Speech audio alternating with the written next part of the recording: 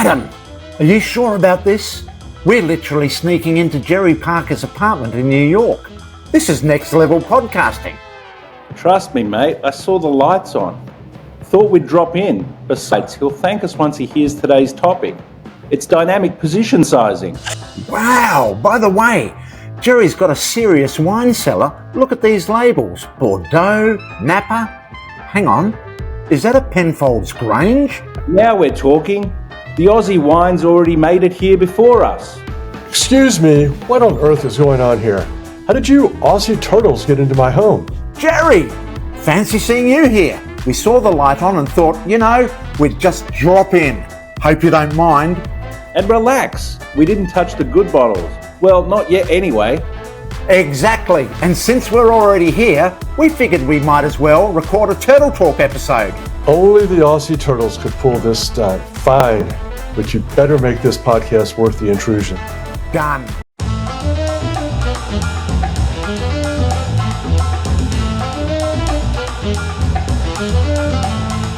Welcome to Turtle Talk. Dive into the fascinating world of timeless trend-following strategies and the pursuit of the elusive outliers made legendary by the turtle traders.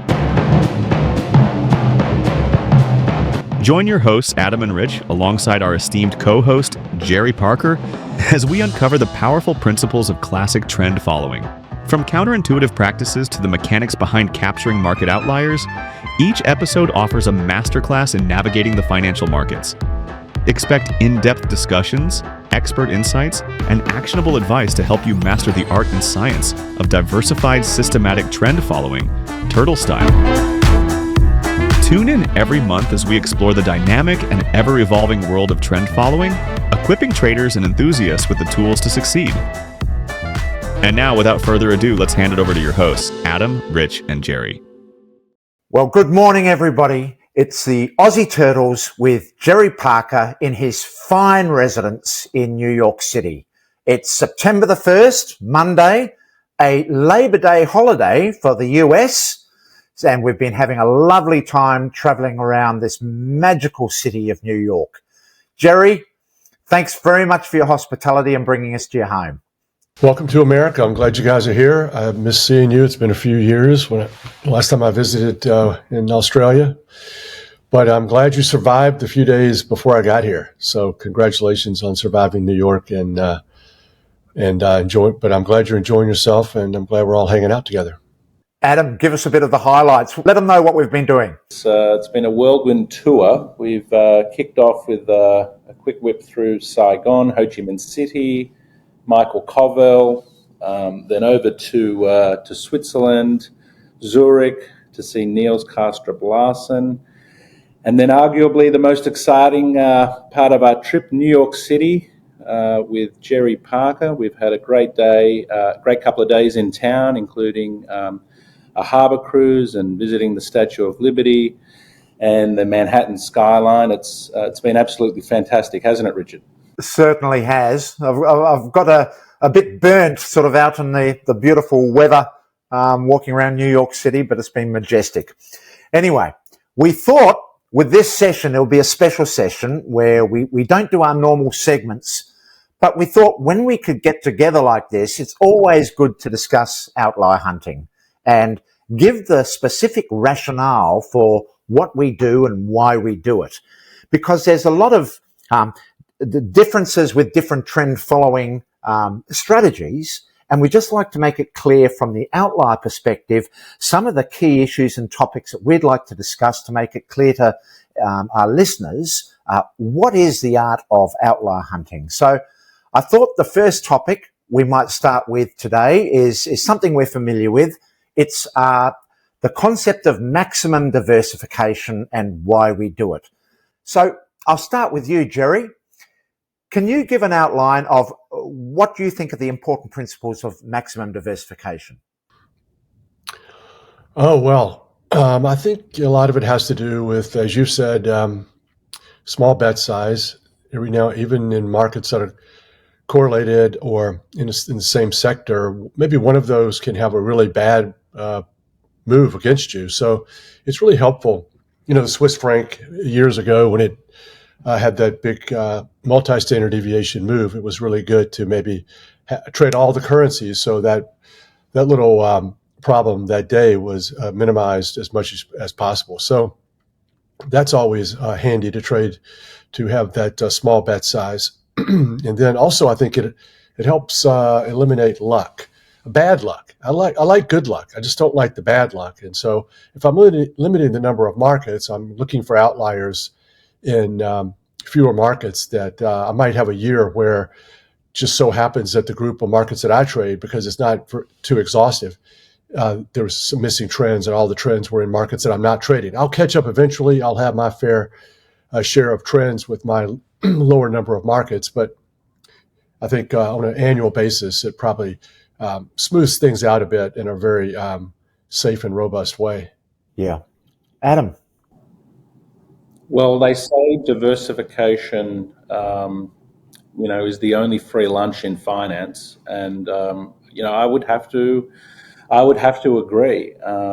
We're doing something like 90 futures markets. I know that Jerry has a slightly different approach when it comes to diversification, but we're solely focused on futures, and we love the cross asset diversification. So equity indices, foreign exchange, commodities, and bond and interest rate and sectors. And so we like to diversify across those general asset classes, but then we love to add individual components within those markets. So we try to trade as many metals as we can, as many energy products as we can. And then when we get into the softs and fibers, I think that's where you get really, really fascinating, dispersion and uncorrelated returns. And I think that's what really is powerful about the classic trend following approach, is getting access to as many diversified and uncorrelated markets that you can. I posted something the other day of two markets that were 82% correlated. I posted this on Twitter, and so they were very highly correlated. One was in a big uptrend, and one was just chopping around and creating losses. So even if they're not that uncorrelated over historically or over the short term or long term, it doesn't mean that one of those can't have a really nice trend, because look, it has a different name on it. It's a different market, and you can't always rely upon these correlations to hold. And and we see this all the time in when we hunt these outliers. It's just the difference between I'm really trying to make my nut on hunting outliers versus a whole sector move. I'm waiting for the bonds to move. I'm waiting for the currencies to move. This is another way of trend following, especially if you're using dynamic position sizing. But if you're really hunting for the outlier, and over the years I've talked about these famous trades. The first big turtle trade, Feb 84 heating oil, it doubled in price. January didn't move. March didn't really move. So not only did crude and not do anything, which is 90% correlated with heating oil, the other 2 months beside Feb heating oil didn't move. So how do you like that? And they're 100% correlated. Yes, and Jerry, we were talking earlier about cocoa and how important it was for 2024. We had a good year in 2024. I think it was around about 900 basis points for the year, but cocoa represented a large chunk of that. And without having cocoa in our respective portfolios, I think 2024 would have been a much more meager year.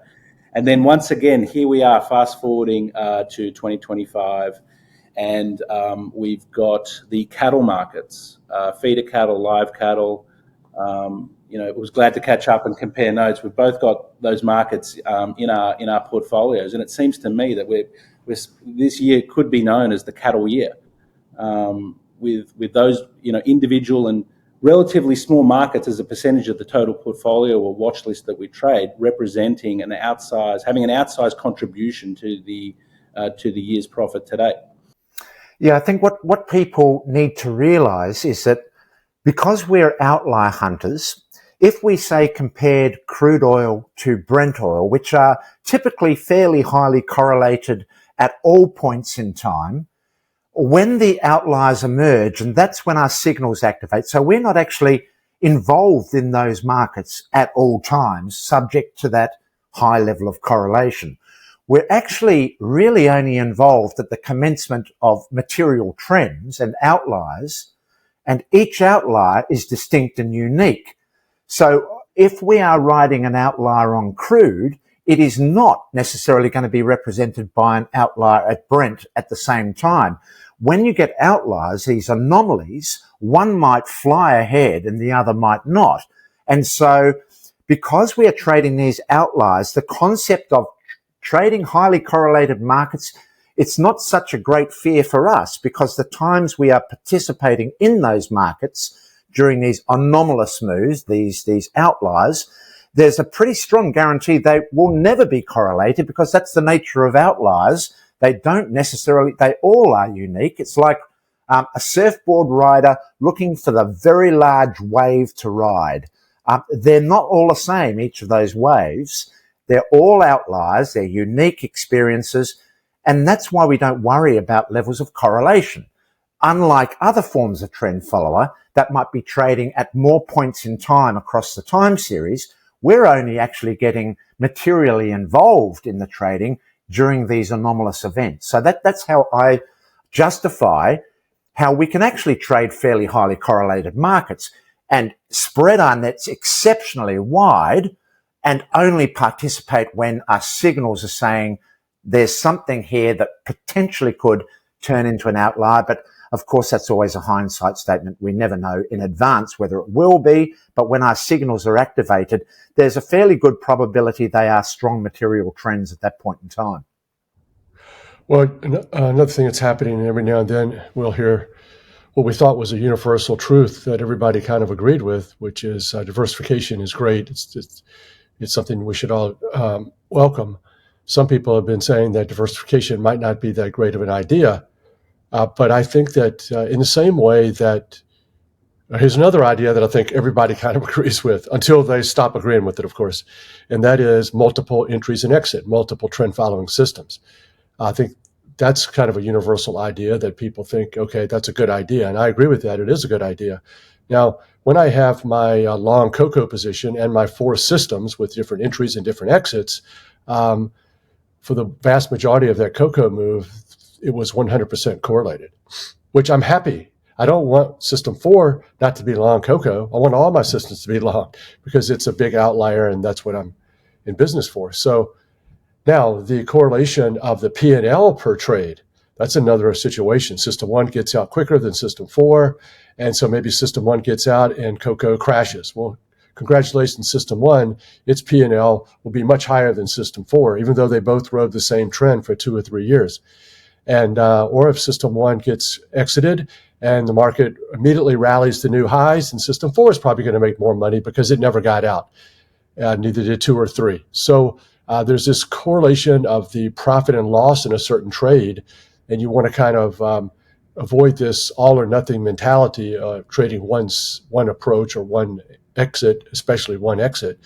So it's over time, maybe systems 1 through 4 make about the same amount of money, but in any one individual trade, they can have really different P&L. And once again, smoothing that out on an annual basis, I think is a good idea.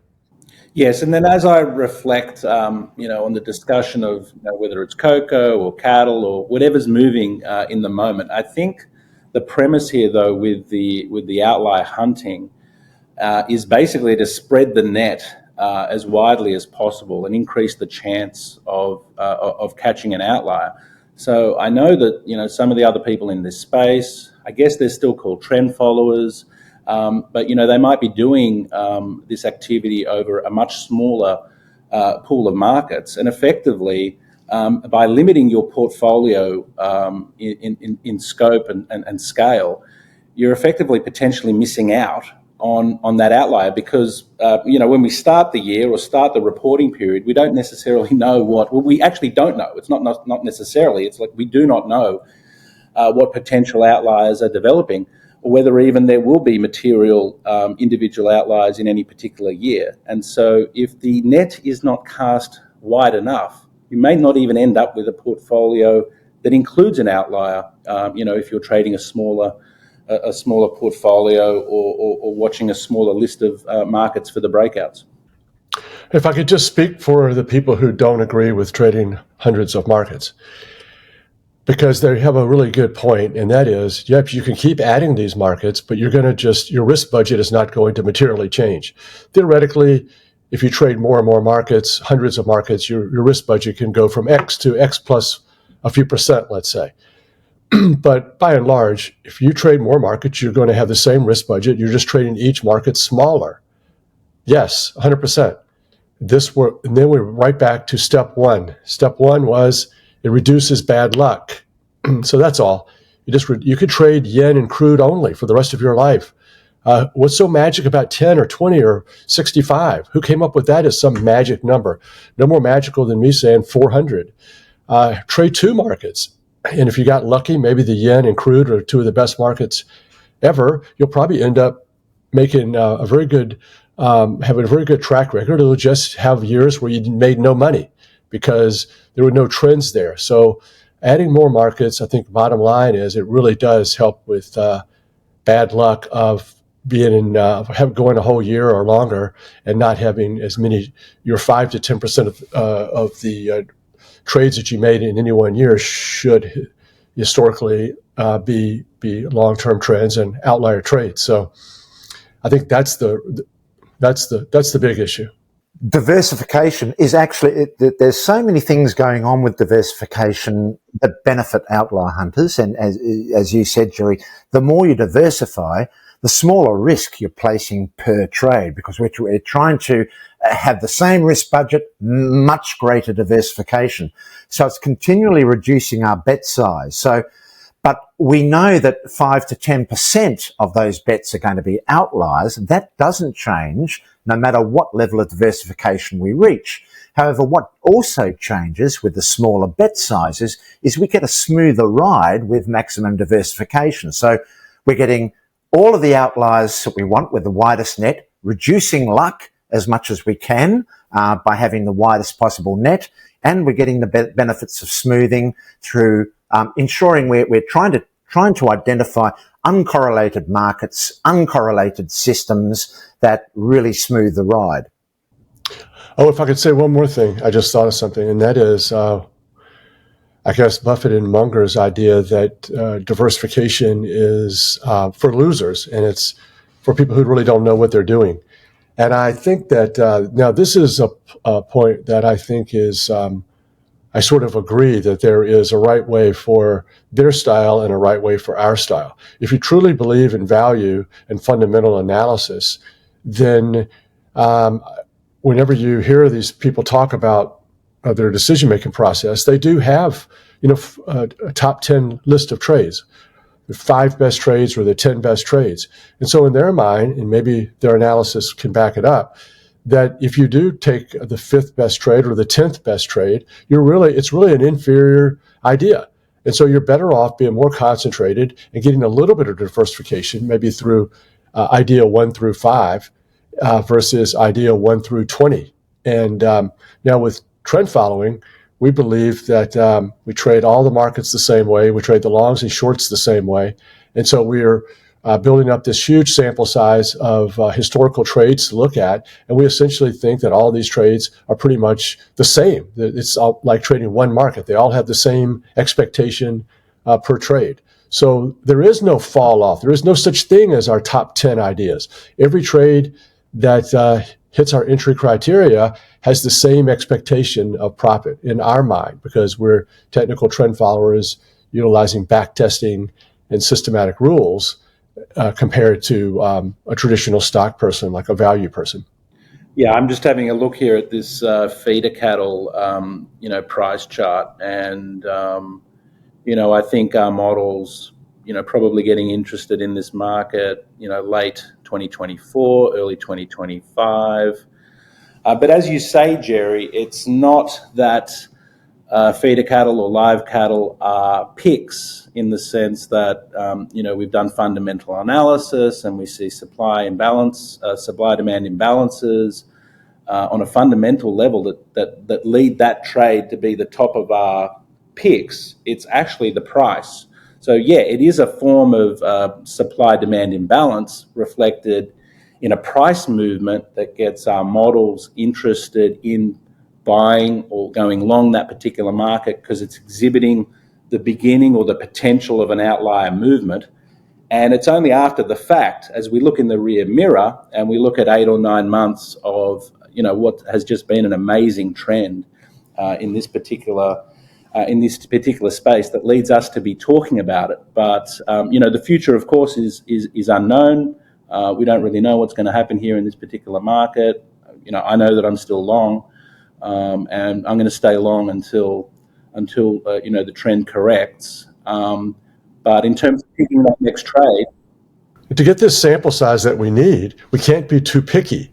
We can't have too many great filters that filters out too many of the trades, as if we kind of think we can predict which simple breakout to new highs is going to be a good indication of a big trend.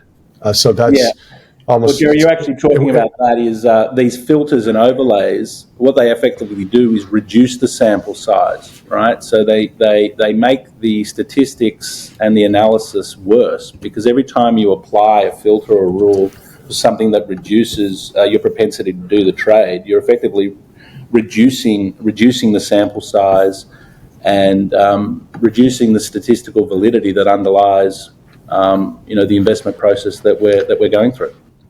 And we're so not committed to these trades. We're not committed to them at all. Unlike value and fundamental, we have no thesis. We have no expectation. We're not committed at all. That as soon as it turns against us as a small loss, we're liable to get out of it and wait to go short or wait to get back into the long trade. So it's really two different ways of trading. And so for us, obviously diversification is it's the key. You want to cram as many trades as possible into a year, let's say, into this period. So you're putting more and more bets in this 1 year period, and that carry your trading edge. And so it's just really going to increase your chances of making money if you play two decks of blackjack, or if you play 2,000 decks of blackjack. If you have an edge, you could frequently lose if you play twice. You'd seldom lose if you play 2,000. I would argue as well, Jerry, that we actually do get very concentrated in our outliers, and this is significantly different to other forms of trend following that might volatility target or apply deep dynamic position sizing or whatever. What they're doing is their assumption is that the trends prevail at all points in time. We know that's not the case. We know that these anomalies are infrequent. Adam can talk about a bit later the clustering effect of it. But we find that when we are on these outliers, so we spread our nets very wide with effectively a watch list. We've got hundreds of markets potentially. We're waiting for the signals with these massive nets. We then commit a very finite small bet of core capital to each of those opportunities when the signals arrive, but they can explode into significant unrealized profit. And what we are doing is we're concentrating into that with our systems. More and more systems get deployed as these outliers increase in magnitude, provided with loose pants at all times. Rules are being obeyed, very loose pants, giving maximum freedom to breathe, so that we can actually achieve incredibly high levels of concentration, which I think actually supports Buffett's view. I do think to get maximum CAGR, we need to swing for the fences when these opportunities arrive. The problem is we never know when these opportunities arise, and we therefore need to leave it to our systems to decide that.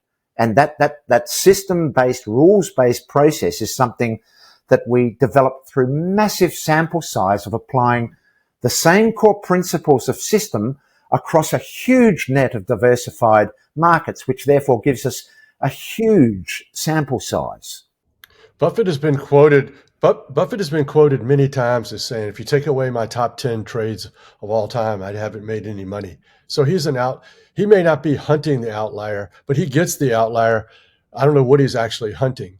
But another thing too, I think, is something else that I've thought about over the years is that I think that if you have a trend following strategy that continues to concentrate on adjusting the position sizes lower on some of the outlier trades before the market, the trend changes, then I think that the benefit of diversification is lessened. It's reduced. So if you're trading the currencies, and one of the currencies is really taking off and making all kinds of, it's the big outlier of the group or a couple of the big outliers. If you're continuing to reduce that trade because the volatility is picked up or the correlation is picked up, then, and you're going to make that outlier look more like the other markets in a particular sector that are trending higher, but are not in the outlier mode. What comes to mind is bean oil in 2020 and some of these smaller commodities. They really, all the commodities and grains went up in 2020 after COVID or during COVID. And, but there was a handful, bean oil being one of them, that had a really outlier trade, much bigger than corn in the beans, let's say. So, but if you're continuing to say, penalize that and say, we don't want that. We want to bring that outlier back in. It's too crazy. It's too wild.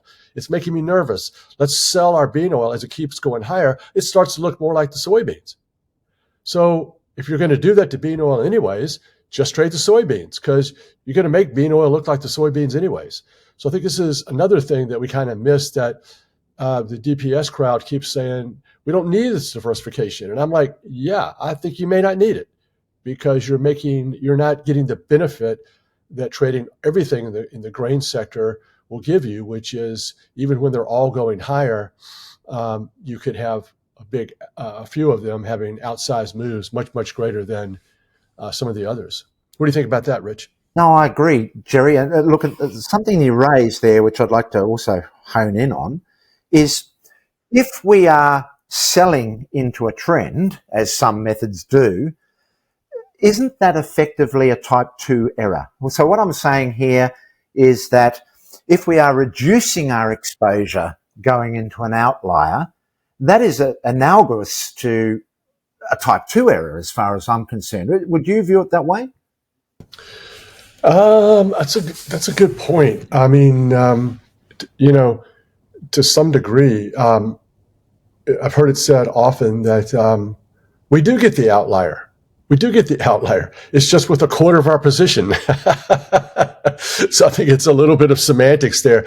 I was in cocoa the whole way. I got out after you did, but I only had 10% of my position left. So that's a difficult one probably to sell to your clients. But if you did that back in the day with Rich, Dennis and Bill, if you did that, sell into a trend like that, wouldn't they say that's a type 2 error? Well, I mean, our strategy was to maximize CAGR and maximize the outliers as best we could. If you start from day one and you don't want to maximize outliers, and you're more interested in smoothness and sharp, and classifying a drawdown as a loss, this was all news to me. When I first started trading and was in the CTA business, I thought, you put a trade on, it goes against you, you get out with a small loss. Then over the years, it became you're up 1,000% in a trade, and now you're only up 900%. That's a big drawdown. And I was like, really? So it's just a whole different mentality of maybe targeting sharp versus targeting CAGR and outliers. Yeah, I mean, Rich, you mentioned clustering, and our research shows that basically these outliers or contributors to P&L are not necessarily evenly distributed over time, right? So we're not dealing with this orderly system of, the outlier for 2025 is going to be this, and then by the end of the year we're going to switch to the next outlier, and so on and so forth, and we're going to produce this beautiful upwardly sloping equity curve from trend following, because that's just not the reality of how the world works. Effectively, the research shows that there's clustering of returns, and that's clustering of both the positive and negative returns. And so when your outliers or your positive contributors to P&L come along, this concept of dynamic position sizing, or calculating a risk budget, or a variance, a VAR calculation, and then saying, whoa, we've just got too much going on at the moment, let's scale this back. No, exactly, it's the wrong thing to do. If you accept that returns are clustered, and it's going to be chaotic, it's going to be hectic, the last thing you want to do is start dialing back risk when a cluster begins. And then potentially, even more silly, would be saying, oh, it's a really, really quiet market right now, let's dial up the risk because we don't have enough risk on the books. I mean, that's completely insane in my opinion. Even worse than scaling back in a more exciting or profitable environment. That's just my opinion. It makes me reminds me of the time in 2008 when the stock market was selling off a lot and CTAs were short stock indices. And as the trend got sped up and got more intense, they were buying those stock indices back, so that people are buying CTAs, put them in the portfolio to help mitigate risk and some crisis alpha. Then the CTA response was, I bow down to Sharp, I worship smoothness, you may need me to stay short. And of course, we were in other markets that were making money as well, but any market, didn't matter what, we're going to reduce that position if vol or correlation increases. So that's not what the client is probably looking for. I wonder how much that potentially costs people. Just when you need it the most, dialing back the risk to favour some Sharp ratio or other risk-adjusted metric return instead of just going for the CAGR maximisation. Well, now that we've discussed the benefits of diversification from the perspective of the outlier hunter, I'd like to now introduce the idea that we believe as outlier hunters we are targeting maximum absolute returns which deliver maximum CAGR over the long term. Now, a lot of people talk about the impacts of dilution of CAGR through volatility, and they're referring, of course, to the compounding drag that's associated with the drawdown profile of trend-following funds. But the conversation really turns to what we believe is the most important part of the discussion, which is the lifting power of the outliers. The step-ups we get in the equity curve that more than compensate for any downside drag of compounding effects associated with our volatility or our drawdown profile. So if you can imagine, over the very long term, I believe through our particular process, we have this necessary asymmetry that optimizes CAGR and achieves, over the long term, optimal absolute returns. So perhaps we can talk about this. Jerry, what are your thoughts? Yes, I think that these trends are so powerful, but you must stay on them and not water them down and not mitigate their potential. It starts as a big trend, it starts going, then it becomes more volatile. We put this position on at entry based upon ATR. The smaller the ATR, the bigger the position. And so this position, sometimes the position size, and the fortune that we had at the entry that it was low vol, it allows us to have this big position. You've got to hold on to it and allow it to have this, to lift your equity curve at a higher rate than the drawdowns. But I can't help but throw in here now, Rich, this idea that we're not using the current equity to size our positions or to true them up on a daily basis. We're trying to stick with this position the way it was put on at the very beginning, and with that trade level and that ATR, and ride this thing and not adjust it in any way, so it can have this uplifting power and this help us maximize this CAGR. This is not a traditional finance class where this is the way accountants do it. Accountants create this compound rate of return on your performance table on a monthly basis based upon last month's equity and how you did this month. This is not something that traders need to be a part of. We need to hold on to these positions irrespective of the drawdown until our exit gets hit. Adam, anything to add on the CAGR or the lifting power we're seeking through our approach? Well, I'd just like to say the proof is in the pudding. If you go to our website, AussieTurtles.com or ClassicTrendIndex.com, and you can find both of those through the Aussie Turtles website. You can see there the performance of our index of classic outlier hunting, CAGR maximizing traders versus a broader index of trend followers. So yeah, we're both doing trend, we're both exploiting momentum, but there are material differences in the outcomes that can be achieved depending on the style that you adopt.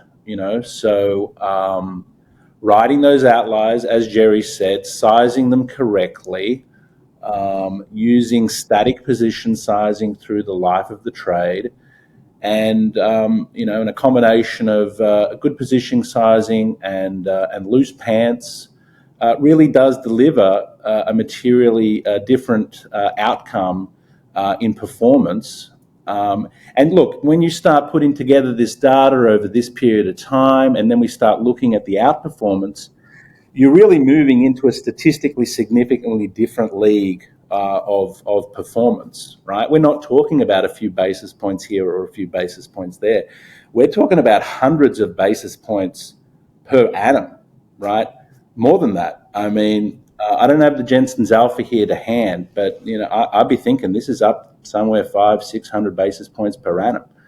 That is a huge amount of outperformance that can be achieved through this, pure trend following approach.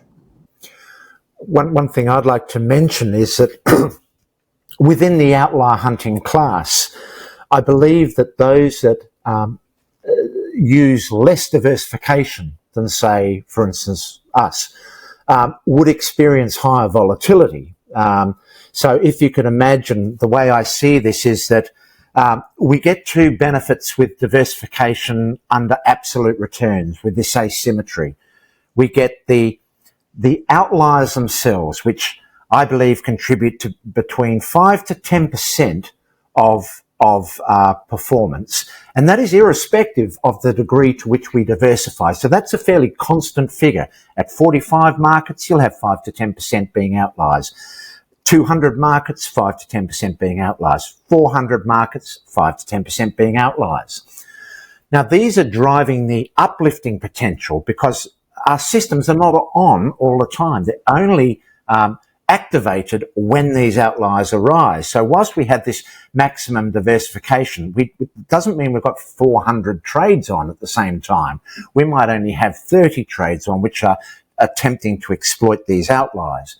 But the lifting power attributed through this asymmetry, with the maximum diversification, we also get the smoothing of the volatility. So let's say we're an outlier hunter with 45 markets. I would state that would have a far higher volatility than an outlier hunter with 400 markets.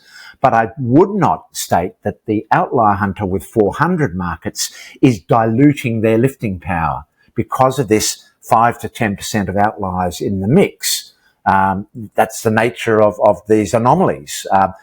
A lot of people refer to them as being freak events, but I happen to believe it's a feature of complex adaptive systems, and these transition points or these transitions are a very natural part of how complex adaptive systems evolve, and it just demonstrates that you cannot apply Gaussian-based statistics in the realm that we exist in these outliers.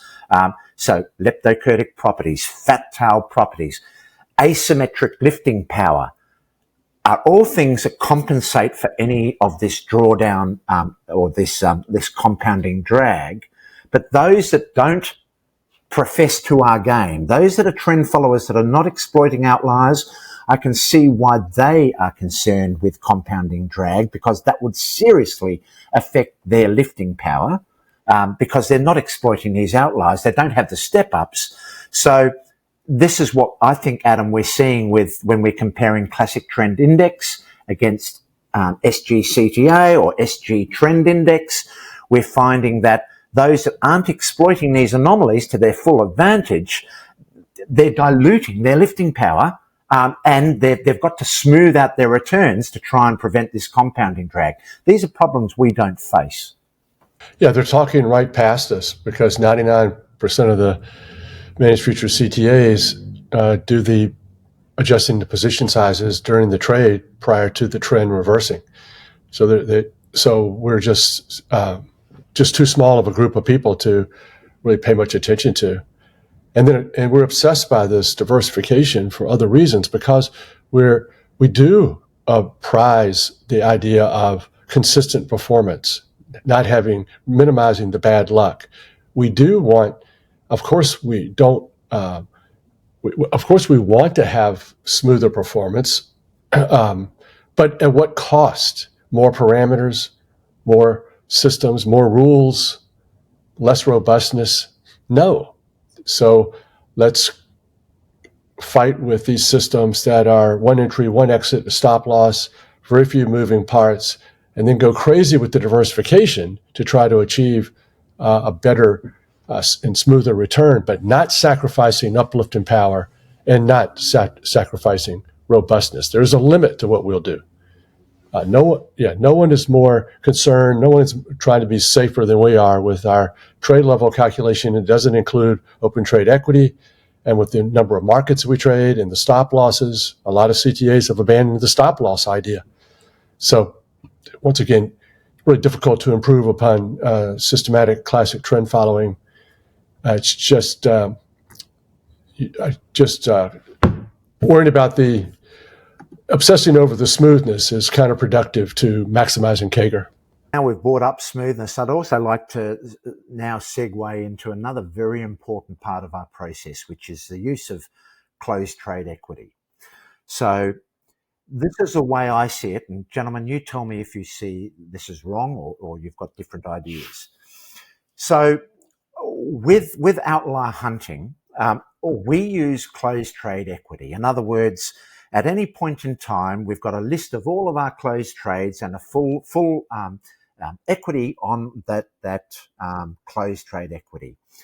We use that as a basis for our position sizing calculations. So we also employ a feature called weak compounding, which we need to discuss and we'll get into. But the idea being is that we use closed trade equity as opposed to equity, which includes unrealized equity, because the way we see it is that there's a two-edged sword to compounding. There's both the beneficial side of compounding and there's the adverse side of compounding. We do not wish to increase our volatility through this adverse compounding. So we're using a very conservative measure. So if, for instance, we had 3 million of realized capital, at that point in time, we might have another $1 million of unrealized capital at that time to be 4 million. We don't use that 4 million level for the determination of our position sizing calculations. We'd use the 3 million level, and then we'd choose the smallest possible bet size within that limited capital allocation. And we would stay on that position until our realized equity significantly increased in value, at which point we would then assess, yes, now I can comfortably slightly increase my position size per bet, because now I've got the protection of a significant or a step up associated with the compounding effect. So in my case, I wouldn't be using a timing basis of position sizing. In other words, keep your position size constant for 6 months or 1 year or whatever. I'd tend to use it based on what is our realized capital at that point in time, and can we substantiate slightly increasing our position size? And under that basis, you can see we're therefore not continuously compounding through applying a percent risk per trade. And as our equity continues to move up and down, we're continually adjusting our position size. We wait for a period of time until we can be certain that under a very conservative level of position sizing, we can lift it up quite comfortably. And that way, we significantly reduce the volatility of our equity curve and reduce the adversity of the compounding drag associated with that. But Jerry, what are your thoughts here? Well, I think, as you said, frequently changing the trade level, which is the assets used to size the position, introduces a certain sort of randomness to your edge. So I like to keep mine fairly constant. Like you said, either on a time every January the 1st, or every percentage increase in closed trade equity, then I would increase it. I think both of those are really good methods. That's number one. And number two is I think it's very dangerous to include this fleeting open trade equity that can go away very quickly. And so you have position size at all different trade levels, and you have an edge, and you're just introducing some randomness to it that can harm your performance. And you can put yourself in a situation to have on a lot of big trades right before the market crashes. So I think that pointing out the pros and cons of, very seldom do I hear the pros and the cons of compounding. We have this system that makes money over time. Compounding is wonderful. Yeah, but what happens in between when you're frequently increasing and decreasing the trade level? It's messing with your trades and creating a level of randomness that can be very detrimental. Yeah, I agree. Let's imagine we had closed trade equity of $3 million and we had total equity of $4 million. So that closed trade equity to us is what is known. It's actual. It's set in stone. That open or unrealized equity of $1 million is the baseball bat trying to hit that outlier out of the park. But we do not know the outcome of that trade in advance. So at any point in time, if you're using equity as a basis to determine allocation, the assumption is that you've locked in that profit of that unrealized equity. But we could lose a significant component of that unrealized equity and find that we are trading too higher position size, which is therefore exacerbating our volatility. And another thing that Adam said, Adam, when you talked about these outliers cluster, they tend to cluster in periods of where they're not spread out like a fine jam at all points in time. We get these clustered periods. So the time to lift your position sizing is after you have confirmed wins from these outliers.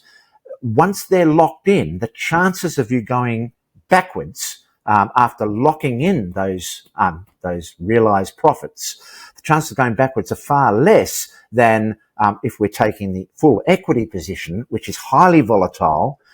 For instance, the example is cocoa, where, of course, we all rode that cocoa trend, but there was a lot of movement in that unrealized equity over the course of that period of time. And if we were using that to position size ourselves, as Jerry says, it's introducing this incredible amount of randomness into our process, which is unnecessary. And the way I see it is we like to focus on these tangible things that are known. When we have realized profits on our outliers, everything is known up front. We're not dealing with supposition or assumption. I guess in your example there, Rich, if you've got a lower, by definition, closed equity than total equity, but you were trying to get a similar volatility into the portfolio, I guess you would have to make the position sizing larger as a proportion of closed equity than it would be of total equity. But I accept that there would be a difference in effectively either overweighting more recent trades if you were using the higher value of open equity, but then conversely potentially underweighting the most recent trades if you were using the proportionate bet size on closed equity. So I guess it's a question of which one do you want to favour? Do you want to favour... Yeah, but you were right the first time, and now you just got off track. Because you were right. I wish we were in the same room. No, these guys are much bigger than me. I don't need to be in the same room when I call them out. But no, you were right the first time. You have to trade larger. So there is no choice here. And so it's like, well then why such a big deal? If the trade level is smaller, then the unit size has to be larger. But if you're trading total equity, then the unit size can be smaller. Yes, that's exactly right. Yes. Obviously, as time processes forward, these things change a bit. But you're onto something. And so the point is that systematic traders need to prize very highly this idea of being consistent in treating trades the same all the time, as much as you can. Look, as we make money, woe is us. We're going to have to increase the trade level. And no matter how you increase it, no matter when you increase it and how you do it, it's going to put a little bit of randomness into your edge. And it could negatively affect your edge in your performance. But we're not going to distribute all the money back to the clients and keep a constant trade level all the time. So we are going to try to grow our firms and increase the assets under management, thus the trade level. But we do prize this idea of trying to trade for long periods of time using the same trade level and the same unit size.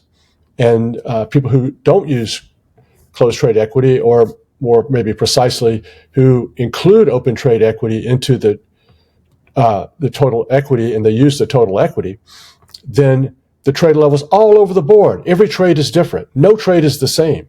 You've got similar rules, but the rules are always changing and the trades are always different. And this massive amount of randomness is put into each one of your trades. It's shocking how long you can do the wrong thing and it doesn't matter. Yeah, I've had that happen to me. In 2008, we had to correct our trade level calculations and how we thought about trade level because we'd never seen it happen before. And now it probably hasn't made much of a difference since then. So I agree with your point. You're not as volatile. I don't think it's going to matter that much. I agree with all of that until it does. And I think this is what we're charged to do, is to think about doing things in a very correct, conservative way before it happens. And then it may not happen in your career. It happened once in my career, and it may never happen again. But I had to, I think it's really, you can really have some chinks in your armor where you're just not handling things correctly. It has nothing to do with the back test. You're adding two things together when you should have subtracted. Didn't matter at all. Then all of a sudden, 2030, what the hell was I thinking? I've got to go in and correct that. And so I think that's the problem with trading, is you can get away with bad ideas for shockingly long periods of time. And like we're seeing now, you can have really good ideas, like the three of us, and you can look like crap for a long period of time. So it works both ways. A lot of people would look at outlier hunters and they'd say, oh, that appears risky because it's volatile. But I come from a very conservative background, and I actually think that our approach is incredibly conservative. And the reason I say that is that I'm not looking at total equity. I'm simply looking at my closed realized balance at any point in time. Now, the nature of our process is that our equity inevitably sits well above that closed equity position. So already I'm conservatively placed in relation to the decisions I make on that closed trade equity in relation to position sizing, etc. I don't sort of continually look at the screens wondering about the volatility of my unrealized equity, because I'm very comfortable with the fact that if I just track my closed realized balance, I will see that over the long term, the equity never drops below my closed equity balance. It could. I'm not saying it can't, but it just doesn't. And so by focusing on my closed realized balance, I can just sleep at night well and not have to worry about the ups and downs of my unrealized equity. That's something that an investor is concerned with, because they say, oh, we're volatile. But as a trader and someone investing in this process, when I'm looking at that closed, that's to me my panacea for any issues regarding this volatility. I think we're very conservatively placed. We employ maximum diversification, which is a conservative posture. We have very small position sizing, which is a conservative posture. That's far more effective than any stops or trailing stops. That small position sizing for that force majeure event where you'll find that price might slip right through those stops. So every time I look at our process, I just see conservatism. Oh, you left off the part about the robust systems with few moving parts, one entry, one exit, a stop loss, fewer parameters and rules. We're unnecessarily afraid. We're unnecessarily probably. At the end of the day, what's the cost going to be? We're going to make the same amount of money as if we were to trade at fewer markets and use more dynamic position sizing. We'll just have a worse drawdown. We'll have a worse sharp. And so I'm willing to accept that. I'm willing to sort of say, yeah, you were right. I was wrong. I made basically the same amount of money that I was targeting. I just could have had a smoother ride. But I think the other way of looking at it is that if we're correct, these are all little potholes and really problematic given some of the ideas we've talked about today as it relates to going for smoothness when it's basically done with more rules and less robust systems. Yeah. Yeah, one thing's for sure. I can't imagine doing it any other way. This whole, buy and hold the index, suffer the 50%, 60% corrections every decade or so, and pray for a bailout from the Federal Reserve. Who knows what the future holds? I think active risk management, cutting your losses short, letting your profits run, it's got to be the only way to go. And look, how could you take on more risk than what long passive stock people take on? They deserve all of this profit. They deserve more profit than we get because the risk is so much higher. This 8 to 10% return with a 50, 60, 70% drawdowns, nothing we would accept ever. No CTA could possibly trading currencies, commodities, stocks, and bonds with a reasonable systematic trend following strategy could never come close to that pathetic of a performance of 8 to 10% with a 60% drawdown. So if you're willing to take that kind of risk, buying the dips, something I would never do, and it works every time until it doesn't work. So they deserve the profits they get, and we're under a much more constrained, much more diversified risk control as much as possible. And so we'll just have to be satisfied with I'm perfectly willing to be satisfied with what diversified trend following gives me. And Jerry, would you say it's impossible to kill a trend follower? Well, I think what kills trend followers is some of the things we talked about today, not implementing diversification, stop losses, and an adjusted trade level. But look, the problem is that what kills them usually is not following your system and trading too large. Yeah. There's probably many trend followers who have suffered very large fatal drawdowns, and all it was not following the rules, not participating in the trends. Too much leverage. Yep. Too much leverage, and then too many small losses. And this is the danger of this strategy, is that you have a win rate of 40%, you have all these small losses. The win rate can be much lower than 40% over long periods of time. And you've got to handle these uplifting outliers in the right way, follow your system perfectly in order to pay for all those losses and make a fair profit. And do you want to talk about your last line of defense, your cutback rule? Let's save the cutback rule for later. That deserves more time. Next episode. Yeah. All right. Yes. All right, gentlemen. Well, that's a wrap for today. Jerry, many thanks for the hospitality you've shown us on our trip here. It's absolutely wonderful being here with you, particularly in your gorgeous getaway up in New York.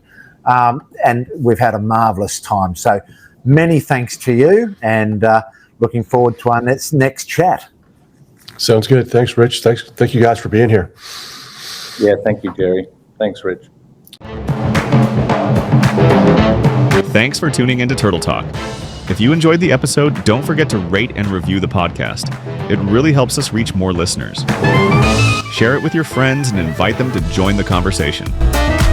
Got a question for us? Send it to info@aussieturtles.com, and we'll do our best to feature it on a future episode. Please note, Turtle Talk is for informational and educational purposes only. The views expressed by the hosts and guests are their own, and do not necessarily reflect the opinions of the podcast producers or affiliates. This podcast does not provide financial, investment, or professional advice. Always consult with a qualified professional before making investment decisions. That's it for today, folks. See you next time, and as always, may the trend be with you.